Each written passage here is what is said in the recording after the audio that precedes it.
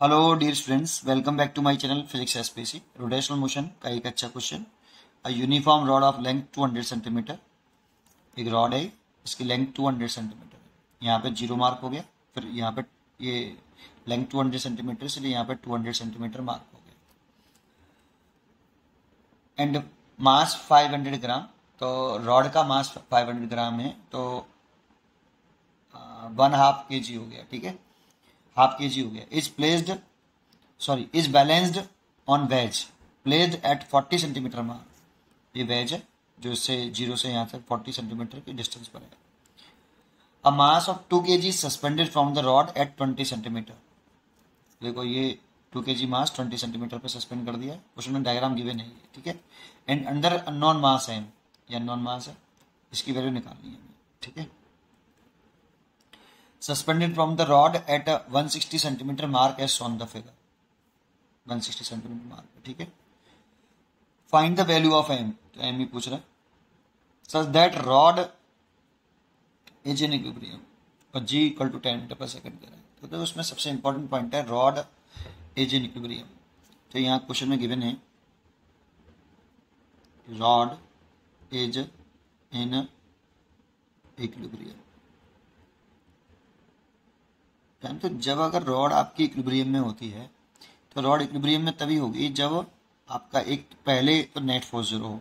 सबसे पहले तो नेट फोर्स जीरो होना चाहिए, एंड नेट टॉर्क जीरो होना चाहिए about any point, about any point. तब जाके रॉड किस में आएगी, इक्विलिब्रियम में आएगी।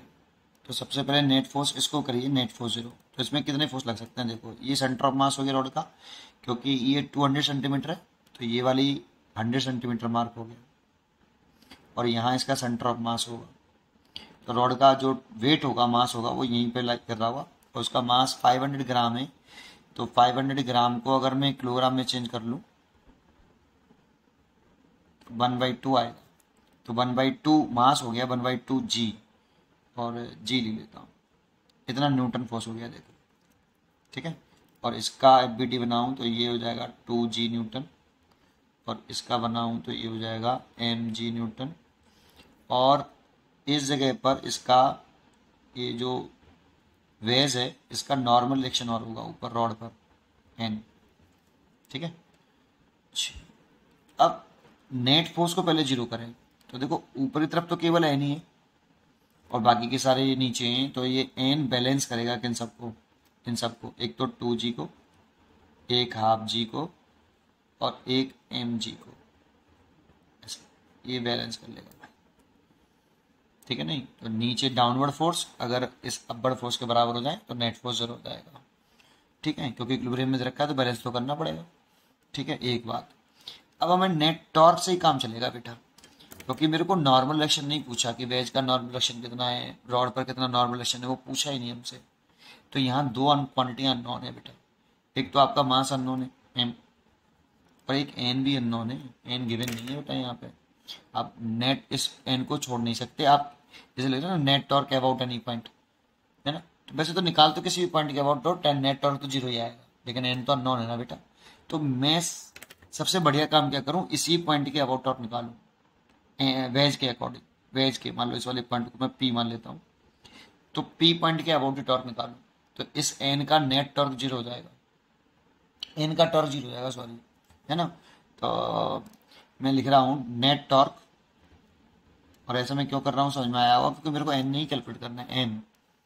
तो फिर अगर समझ में आया तब को, तो एन जीरो करना पड़ेगा मेरे को, तब जो है एम की वैल्यू फाइंड आउट कर पाऊंगा।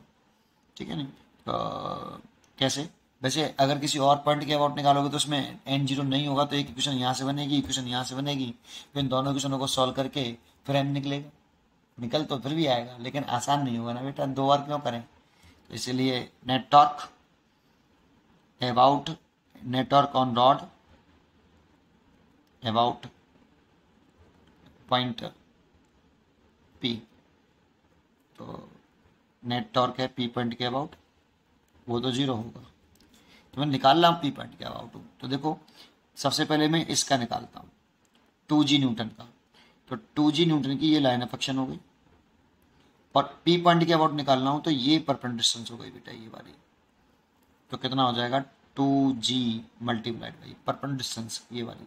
टॉर्क का फॉर्मूला इज इक्वल टू, दो चीज़ों की जरूरत पड़ेगी, एक डिस्टेंस निकालनी भी आनी चाहिए, एक तो आर क्रॉस एफ की डिस्टेंस पता होनी चाहिए आपको, आर क्रॉस एफ की डिस्टेंस निकालना आनी चाहिए, दूसरा टॉर्क का मैग्नीट्यूड लिखूं तो आर परपेंडिकुलर एफ से काम चलाऊंगा इससे। देखो ये इसकी लाइन ऑफ एक्शन हो गई, तो ये इस फोर्स की परपेंडिकुलर सेपरेशन हो गई। पी पॉइंट से देखेंगे, देखो पी पॉइंट का अबाउट टॉर्क निकालना हो, इसलिए पी पॉइंट से देखेंगे बेटा। तो देखो ये 0 वाला मार्क है, ये 20 वाला और ये 40 वाला, तो आर परपेंडिकुलर कितना हुआ 40 माइनस के 20, दैट मीन 20। ये सेपरेशन कितनी हुई ये वाली 20, ये यहाँ से यहाँ तक 20 और यहाँ से यहाँ तक ये 40, क्योंकि 0 वाला मार्क ये है ना, तो ये वाली सेपरेशन चाहिए मेरे को जो कि है 20 सेंटीमीटर, दैट मीन 20 इंटू 10 की पावर माइनस के 2 मीटर। जी की वैल्यू बाद में पुट कर देंगे, 10 रखिए क्वेश्चन, ठीक है। अच्छा अब डायरेक्शन और निकालनी पड़ेगी, तो आर वेक्टर की डायरेक्शन देखो, एम फोर्स की डायरेक्शन तो ये रही और आर वेक्टर डायरेक्शन कुछ इस तरह से होगी, इस तरह से। तो आर क्रॉस एफ करना होता है तो हमें अपना राइट हैंड आर वेक्टर की डायरेक्शन में रखना होता है, राइट फिंगर जो है आर वेक्टर की डायरेक्शन में, देखो फिंगर मैंने आर वेक्टर की डायरेक्शन में रखी और अपनी फिंगर को आर वेक्टर से एफ वेक्टर की तरफ छोटे एंगल से घुमाऊं, तो एफ वेक्टर कौन है हमारा 2g न्यूटन, तो आर से एफ की तरफ छोटे एंगल से तो घुमाएंगे तो वो ऐसे घूमेगा, तो आपकी फिंगर ऐसे घूमनी चाहिए आर से एफ, क्योंकि ऐसे घुमाओगे तो बड़े एंगल से घूमेगा, छोटे एंगल से आर से एफ की तरफ अपने राइट हैंड की फिंगर को आर से एफ की तरफ घुमाइए, तो देखो ऐसे रखें और ऐसे घुमा लें, तो टॉर्क किधर आ रहा है ऊपर, थंब जिधर आएगा वही टॉर्क की डायरेक्शन है, that means R cross F की डायरेक्शन है, थंब ऊपर की तरफ आया इसीलिए ऊपर की तरफ, और ऊपर की डायरेक्शन को मैं पॉजिटिव मानता हूँ, ऊपर की डायरेक्शन को मैं पॉजिटिव मानता हूँ, इसीलिए ये वाला टॉर्क पॉजिटिव होगा। चलिए इसका टॉर्क हो गया, एन का टॉर्क देखूं तो वो 0 होगा, क्यों, क्योंकि एन की लाइन ऑफ एक्शन ये रही और ये इसी पॉइंट पी के अबाउट टॉर्क निकालना है, तो पी से एन के line of action of force की परपेंडिकुलर सेपरेशन देखें वो 0, तो परपेंडिकुलर सेपरेशन 0 हो गई, इसलिए एन का टॉर्क 0 हो जाएगा। अब इसका टॉर्क निकालें तो 1/2 साइन अभी चेक करेंगे तब रखेंगे जी, ये तो फोर्स हो गया, तो इस पी के अबाउट निकालने हैं तो परपेंडिकुलर सेपरेशन देखो ये वाली हो जाएगी, ये वाली यहाँ से यहाँ तक की, this is a perpendicular separation. P point के अबाउट निकाल लेना और इस फोर्स की लाइन ऑफ एक्शन ये रही, तो इस फोर्स के ये परपेंडिकुलर डिस्टेंस है, ठीक है नहीं, तो ये डिस्टेंस है ये, तो ये डिस्टेंस कितनी बेटा ये 100 सेंटीमीटर है, सेंटर मास तो 100 सेंटीमीटर और 200 सेंटीमीटर लंबाई है इसकी टोटल, तो 100 सेंटीमीटर है, तो ये तो ये 40 पर है, तो पी पॉइंट से चाहिए मेरे को, तो ये 40, तो ये वाली डिस्टेंस आ गई आपकी 60, ये वाली डिस्टेंस कितनी आएगी 60 सेंटीमीटर ये वाली, तो आर परपेंडिकुलर हो गया 60 सेंटीमीटर, 60 इंटू 10 की पावर माइनस के 2। अब इसका लाइन ऑफ एक्शन चेक करें तो देखो टेल तो पी पॉइंट पर रहेगा और हेड हमेशा फोर्स के पॉइंट ऑफ एप्लीकेशन की तरफ रहता है, तो हेड ये आएगा आर वेक्टर का, ठीक है। तो आर वेक्टर की डायरेक्शन ये हो गई, ये आर वेक्टर की डायरेक्शन हो गई और ये एफ की डायरेक्शन, तो आपको अपनी फिंगर को आर वेक्टर की डायरेक्शन में रखना है ऐसे, और ऐसे क्यों रखा, ऐसे क्यों नहीं, क्योंकि ऐसे नहीं घुमा सकते आप अपनी फिंगर को, ऐसे घुमाना छोटे छोटे एंगल से, ऐसे घुमाओगे तो बड़े एंगल से आएगा, तो ऐसे घुमाइए अपनी फिंगर को आर से एफ, तो ऐसे रखना पड़ेगा, तो फिंगर आर वेक्टर डायरेक्शन में हो गई और एफ नीचे की तरफ है, ये रहा ये फोर्स ये रहा, एफ इसको बढ़ाऊँ 1/2g को, तो ऐसे घुमाऊंगा ऐसे, तो कितना आ रहा है डाउनवर्ड आ रही है थंब, डाउनवर्ड आ रहा है, तो डाउनवर्ड आ रहा है थंब, तो डाउनवर्ड अपर डायरेक्शन को मैंने पॉजिटिव माना था, तो डाउनवर्ड डायरेक्शन को मेरे को नेगेटिव मानना पड़ेगा, सो ये नेगेटिव हो गया बेटा।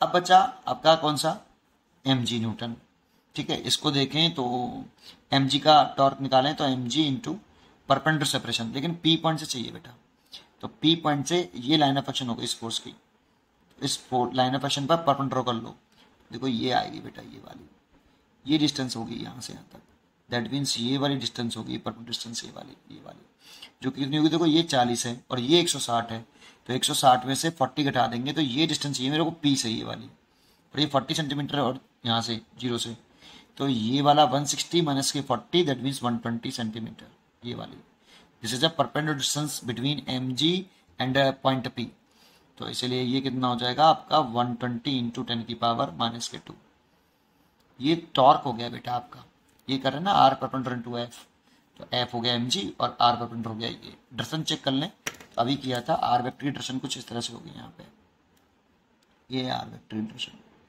और आर वेक्टर डायरेक्शन ये है, और हमें ऐसे छोटे एंगल से घुमाना पड़ेगा आर से अपनी फिंगर को, राइट हैंड की फिंगर को आर से एफ की तरफ छोटे एंगल से घुमाना पड़ेगा। तो कुछ इस तरह से घुमाना पड़ेगा, देखो ऐसे ऐसे। तो नीचे तरफ आ रहा है, तो नीचे तरफ आ रहा है तो कैसा आएगा, डाउनवर्ड। डाउनवर्ड वाली कंडीशन में मैंने उसे नेगेटिव माना है। और नेट टॉर्क है कितना, 0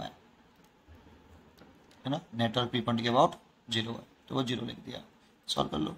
अब देखो इसकी वैल्यू निकालनी है, तो एम की वैल्यू निकालनी है, तो एम को इधर ले आओ पहले। तो देखो ये हो गया 40G और 10 की पावर -2, ये तो 0 ही हो गया। 2 से ये कट गया तो ये हो गया -30G 10 की पावर -2 इजुकल टू, इसको उधर ले गया तो ये हो गया mg इंटू 120 इंटू 10 की पावर -2। वो 10 की पावर -2 कॉमन लेके काट दूंगा, और जी भी कॉमन लेके मैं काट दूंगा, है ना। कॉमन लेके काट दो, जी कॉमन ले लो, कट जाएगा यार। और 10 की पावर -2 भी कॉमन ले लो, 10 भी कट जाएगा भाई, ठीक है। तो इधर 40 में से 30 घटाया तो 10, और इधर हो गया m इंटू 120, 0 से 0 cancel, then m is equal to 1/12 kg। तो देखो इसका मास निकल आया 1/12 kg। इसका आंसर होगा डी। उम्मीद करता हूँ कि आपको ये जरूर समझ में आया होगा। पढ़ते रहिए और खुश रहिए। Thank you.